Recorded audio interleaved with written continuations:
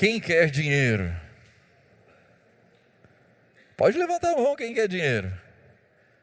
Não vou jogar aviãozinho para vocês, podem ficar tranquilos, tá? Mas é com esse bordão que dominicalmente, semanalmente, um homem tem atraído a atenção de milhões de pessoas ao longo de décadas. E eu fico me perguntando como que alguém que se propõe a dar dinheiro consegue ficar rico. Alguém que diz, eu vou dar meu dinheiro para você. E você vê ele jogando aviãozinho lá, que não acaba mais, e cada vez mais rico, cada vez mais rico. Queria entender essa lógica. Mas a grande questão, para mim, que esse homem fez, não foi conta, foi entender o coração do ser humano. E essa pergunta que ele faz, toca no mais íntimo do nosso ser. E ele consegue atrair todo mundo, porque ele descobre aquilo que é um dos maiores desejos da humanidade, que é ter posses. E isso é muito forte.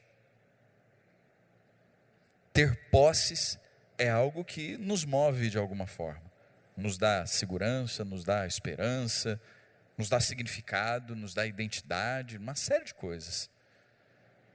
E vai tomando um grau de importância na nossa vida que se torna até perigoso. Me parece que nem sempre a gente consegue lidar com o dinheiro de uma forma muito saudável do ponto de vista emocional. Já parou para pensar em como você reage quando você tem dinheiro?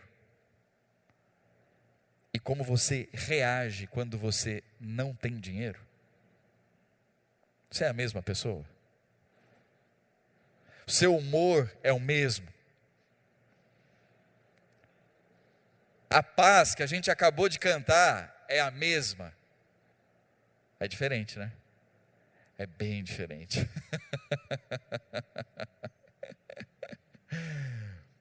E por causa disso, todos os dias pessoas vão caindo em golpes atrás de golpes. Aquela história de que o conto do bilhete premiado era coisa do passado, não, acontece hoje, as pessoas ainda caem nesse conto. E a internet está cheia de fraudes. Você recebe uma mensagem, quer ficar rico, clica aqui, você clica. Aí a pessoa invade seu computador, limpa sua conta. Tudo porque você respondeu, eu quero dinheiro. E quem não quer? E quem não precisa de mais dinheiro? O tempo todo a gente fica com essa sensação. Eu queria só um pouquinho a mais. Não quero ser rico. Só quero viver bem. E essa é a grande armadilha, né? As pessoas que investigam esses casos de golpes financeiros, todos eles são de uma mesma opinião. O que leva as pessoas a caírem no golpe não é um grau de convencimento do meliante, não é um nível de verdade que ele consegue apresentar na história que ele conta, porque depois que passa tudo, a pessoa olha e vê que não fazia o menor sentido. O que faz as pessoas caírem tão facilmente nos golpes é uma só coisa: a ganância. As pessoas caem por causa da ganância. E isso é muito perigoso. Eu morei na cidade de Amambai, Mato Grosso do Sul, região de fronteira com o Paraguai. E lá era território paraguaio antes da Guerra do Paraguai, e lugar de muitas histórias, de muita cultura, é muito interessante. E dentre as várias histórias que correm ali, uma história me chamou muito a atenção quando ouvi. É a história dos enterros. Conta-se que na época da Guerra do Paraguai, Solano Lopes, um dos heróis da Guerra paraguaio, né? Ele estava ali acuado, já com poucos soldados, tentando fugir, escapar, e ele percebe que não vai ter muito jeito, e ele carrega junto com ele vários baús, com uma vultuosa quantia, e para não perder aqueles recursos, ele decide enterrar esses baús em vários locais. Então ele pega um ponto de referência, uma árvore muito grande, um morro, um rio, uma ponte, alguma coisa que ele possa lembrar, e aí ele enterra esses baús. E ao enterrar o baú, ele mata um soldado e enterra do lado, que é para cuidar, para não deixar ninguém pegar. É isso mesmo. Essa é a história que contam. Felizmente ou infelizmente, ele não volta para buscar o tesouro, a fortuna dele. E aquilo fica lá. E aí diz que o destino escolhe alguns predestinados, sortudos, para pegarem esses enterros. Então funciona assim: dia de tempestade, quando cai um raio, a pessoa que é predestinada, ela vê um clarão, como uma bola de fogo assim. E aquele é o sinal de que ela é chamada para se tornar milionária. Tem uma outra versão dessa história, que diz que na verdade foram as mulheres, todos os homens morreram, praticamente todos os homens, as mulheres que estavam fugindo da guerra, da escassez e tal, elas enterraram potes com aquelas moedas de ouro grandonas assim, chamadas patacas, patacões, e aí o pessoal vive correndo atrás dos enterros, e lá eu conheci várias pessoas que viviam correndo atrás de enterro. Porque quando me contaram a primeira vez, eu falava, isso aí é folclore, o pessoal fica contando isso aí, história que as pessoas vão contando. Um falou assim, não pastor, eu fui atrás do enterro. E eles se mobilizavam, carro, caminhão, caminhonete, escavadeira, trator, detector de metal, era um negócio assim, bem organizado. E eles iam, conversava com um, ele falava assim, meu pai contava que em tal lugar, assim, assim, lá tinha, você vai lá, procura fulano de tal que ele sabe. Chegava lá, estava lá o fulano de tal, ele contava a mesma história, mandava em outro lugar, e teve gente que gastou rios de dinheiro atrás de um desses enterros, na tentativa de ficar rico. O nosso coração é ganancioso. A gente não pode ver uma oportunidade de ganhar dinheiro que a gente já quer entrar. No mínimo a gente pensa, seria bom. E se eu fizesse isso? E se der certo? Quantas vezes te chamaram para entrar numa pirâmide? Ficar rico rapidinho, ganha muito dinheiro, é um negócio, conheço fulano, em 2 meses o cara estava milionário. É assim que funciona. É assim que fisgam as pessoas. Então nós vamos juntos olhar para a palavra de Deus e vamos ver especialmente hoje o que é que Jesus diz sobre isso. Vamos ler o Evangelho de Mateus no capítulo 6. Vamos lá?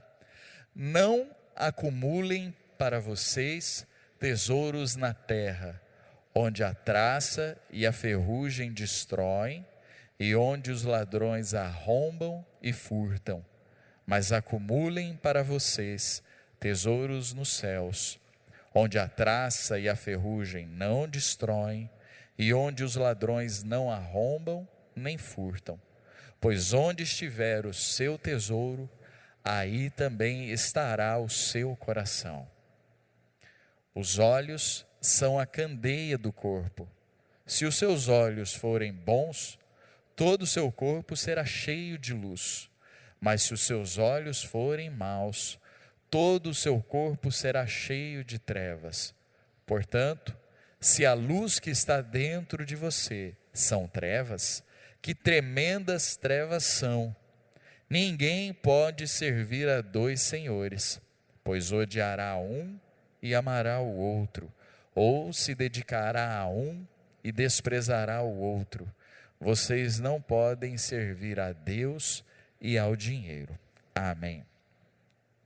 Jesus está fazendo esse discurso no meio do conhecido e famoso Sermão do Monte.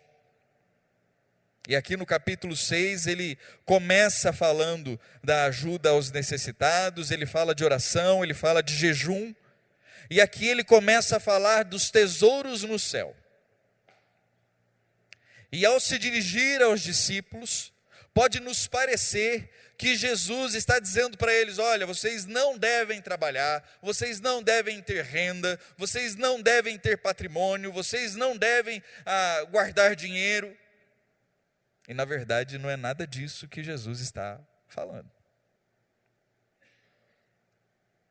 Ele está falando sobre fé. Ele está falando acerca do coração. Ele não está falando de saldo na conta bancária. Ele está falando de onde está o nosso coração. Porque o que acontece é que nós nos apegamos aos bens e aos recursos materiais pela segurança que eles nos dão. Nós vivemos num mundo que é regido por regras e leis econômicas. E a gente precisa se adequar a esse modelo para a gente sobreviver aqui. Senão, você desiste da vida. Pessoas em situação de rua vivem alheios a isso, né? Não vivem sem dinheiro, mas não submetem a essas regras, não se preocupam muito com isso. Mas eu e você, para a gente viver, para a gente ser reconhecido pelo Estado, pelo mercado, tudo, a gente tem que lidar com isso. E não tem como negar que a gente se apoia nisso. É óbvio. Como diz o Arnaldo César Coelho, a regra é clara. Se você lidar bem com o dinheiro, você vai ter dinheiro. Se você não lidar bem, não vai ter. É simples, é fazer conta, é matemática. Mas Jesus está dizendo, tem algo a mais do que matemática aqui. Tem gente fazendo a conta certa, mas o resultado não é o mesmo. Porque o problema está no nosso coração. É o nosso coração que está fazendo as coisas se complicarem na nossa vida, no que diz respeito à vida financeira. E Jesus fala de acumular tesouros. Ele usa 3 referências importantes aqui: a traça, a ferrugem e os ladrões.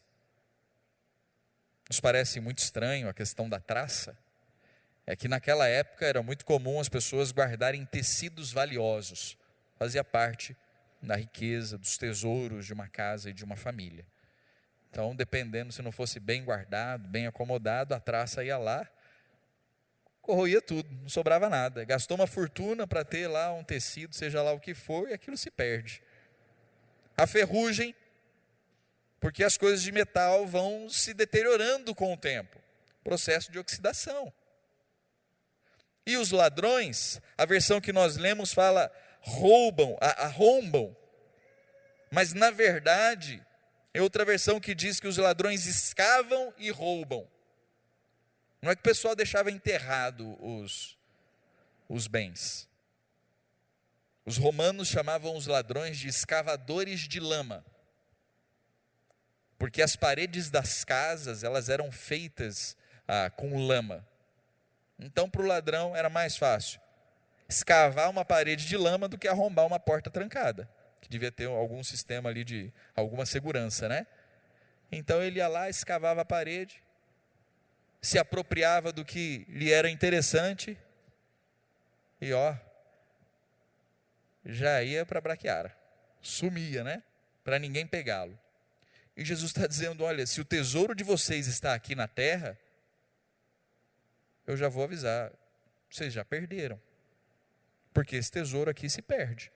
As coisas desse mundo se perdem.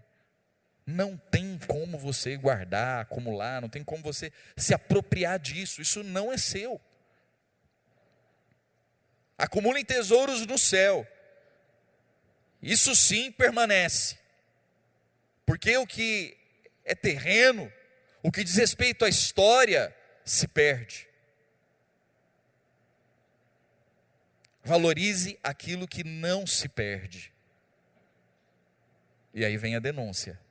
Porque onde está o seu tesouro, ali também estará o seu coração. Se eu perguntar para você hoje, qual é seu tesouro? E você me responder, eu não sei ao certo qual é o meu tesouro. Estou pensando aqui. Vamos pensar que você demore 3 dias para encontrar aí qual é de fato o seu tesouro. Quando você descobrir isso, você vai descobrir que seu coração chegou ali há muito tempo. Você só não tinha se dado conta disso. Mas seu coração foi primeiro. Já te arrastou para lá. E é aquilo que governa a sua vida. É aquilo que define princípios, valores. É aquilo que diz o que é certo, o que é errado, o que é bom, o que é ruim. E Jesus mostra então uma forma da gente tratar essa questão. E para mim o cerne do texto está aqui. A partir do verso 22 ele diz: os olhos são a candeia do corpo. Se os seus olhos forem bons, todo o seu corpo vai se encher de luz. Agora, se os seus olhos forem maus, a luz que está dentro de você, na verdade, são trevas. Para onde você tem olhado? Se tem uma coisa que o mercado, especialmente o ocidental, entende, é de fisgar os nossos olhos. Tudo é feito para fisgar os nossos olhos. E quando fisga os nossos olhos, é muito difícil nos livrarmos desse processo de atração. Porque, de fato, eles acertam. Há muito estudo, há muita pesquisa, há muito investimento em fazer produtos e criar tecnologias que façam os nossos olhos brilharem. E a gente olha para isso e diz: é isso, isso é bom, eu preciso disso, eu não posso viver sem isso, eu não posso ficar sem isso. E sem perceber, a nossa vida começa a girar em torno dessas coisas. É quase inconsciente isso. Isso diz respeito ao que você vê na TV, ao que você vê no celular, ao que você vê nas vitrines, ao que você vê na vida dos outros. Tudo isso vai enchendo os nossos olhos. E a gente olha e fala: é isso, eu quero isso, eu preciso disso.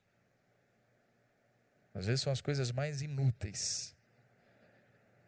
O pessoal mais novo não vai se lembrar disso, né? Quando eu era adolescente para jovem assim, foi a época áurea do vaporeto. Quem aqui teve um vaporeto? Ninguém. Que beleza. Era o sonho de toda dona de casa ter um vaporeto. Era 2 alegrias: comprar, depois se desfazer daquele troço lá que não resolvia o problema de ninguém. Mas é apresentado de um jeito que você vê aquilo e fala: eu não posso viver sem um vaporeto. O pessoal fazia consórcio para comprar vaporeto. Eu acho que o pessoal não levantou a mão de vergonha, né?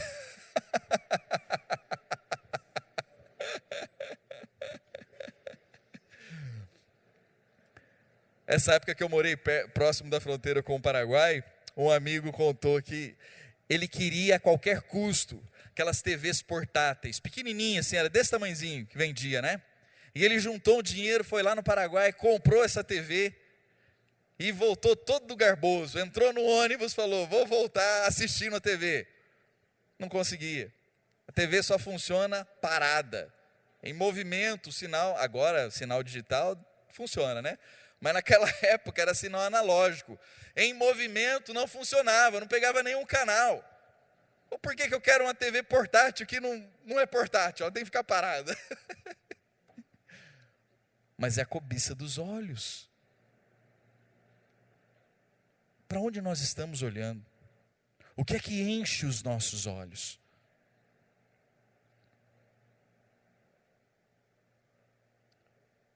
Para onde os nossos olhos são atraídos?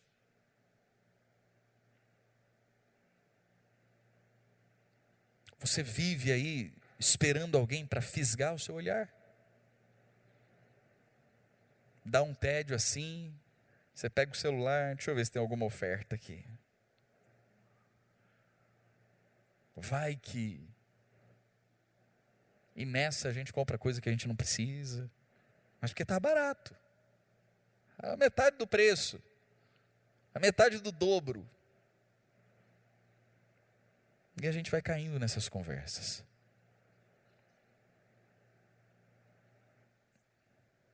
E o final desse relato, Jesus aponta para uma realidade bastante grave. Porque ele atribui ao dinheiro um status de divindade. Na versão que nós lemos, diz que não se pode servir a Deus e ao dinheiro. Outras versões dizem servir a Deus e a Mamon. Normalmente se traduz a Mamon como dinheiro. Mas ao longo da história as pessoas não conseguem dizer exatamente de onde vem essa palavra. Não se tem muita clareza sobre isso. Mas há vários indícios de que seja a designação de um deus caldeu, bem antigo isso, e eles fazem uma relação de Mamon com os deuses da mitologia. E na mitologia tinha o deus da riqueza. Então há essa relação de Mamon com uma divindade. E Jesus faz essa atribuição porque percebe o lugar que o dinheiro assume nas nossas vidas. E de como nós facilmente abrimos o coração e tornamos o dinheiro um Deus, um ídolo. E a nossa vida começa a girar ao redor disso.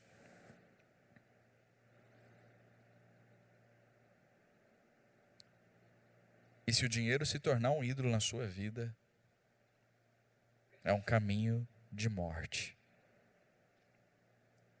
Hoje pela manhã, o pastor Raul partilhou conosco uma citação no livro do Richard Foster, Dinheiro, Sexo e Poder, onde ele diz que o dinheiro, enquanto ídolo, suga toda a nossa bondade.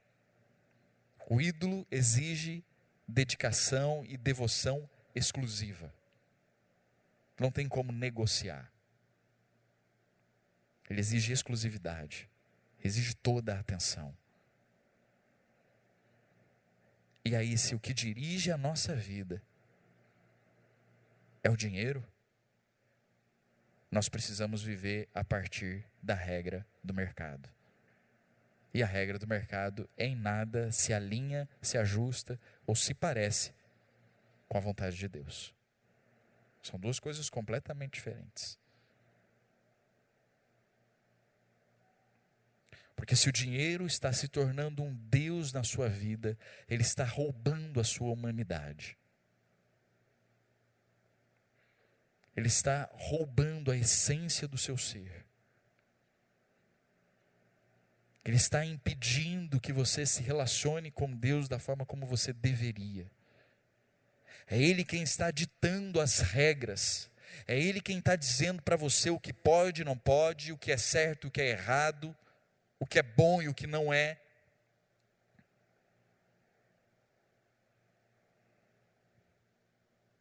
Ouvi de um amigo hoje: se você colocar a sua esperança em algo ou alguém criado, logo você estará desesperado. Se você colocar a sua esperança em algo ou em alguém que foi criado, logo você estará desesperado.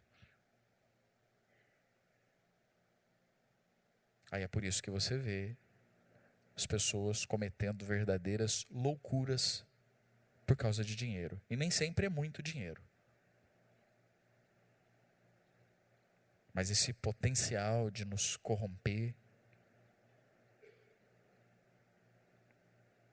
Algum tempo atrás eu vi um youtuber, ele faz um experimento social e ele parte do pressuposto de que todo mundo tem um preço.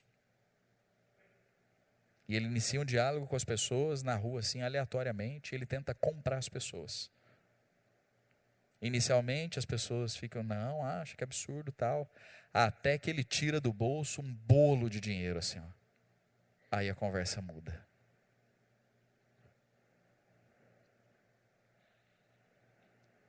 Na hora, imediatamente.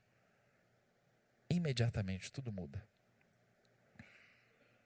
Porque na verdade é o dinheiro quem governa. Ele é o Deus na vida das pessoas. É Ele quem dita as regras. E o que Ele tem feito é escravizar as pessoas. Nos tornamos escravos. Para manter uma vida que é insustentável. Um padrão que é insustentável. Um status que é insustentável. Para a gente entender o tamanho da gravidade, os missiólogos identificam 2 grupos não alcançados. Esses 2 grupos não têm a ver com regiões isoladas do planeta, não tem a ver com países em que a perseguição ao cristianismo ela é bastante intensa,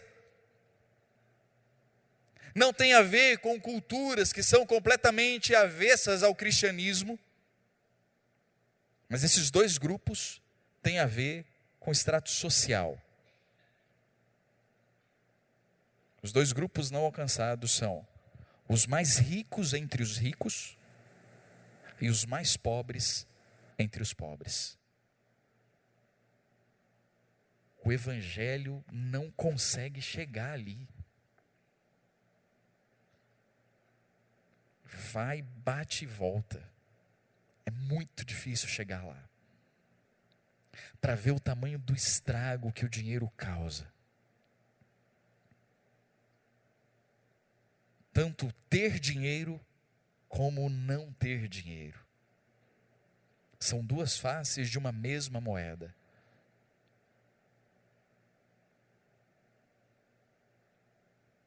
Deus, Jesus ou a Bíblia não tem problema nenhum com o fato de você ter dinheiro. A questão é como você lida com o dinheiro. A questão é o que é o dinheiro para você. Que lugar ele ocupa? Que valor ele tem? De que forma você se relaciona com ele? E o alerta, cuidado para ele não se tornar um ídolo na sua vida.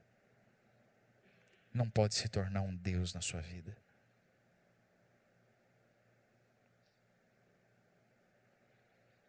Famílias estão sofrendo, pessoas estão sofrendo. Vivemos num mundo cheio de desigualdades e injustiças. E elas são reforçadas cada vez mais.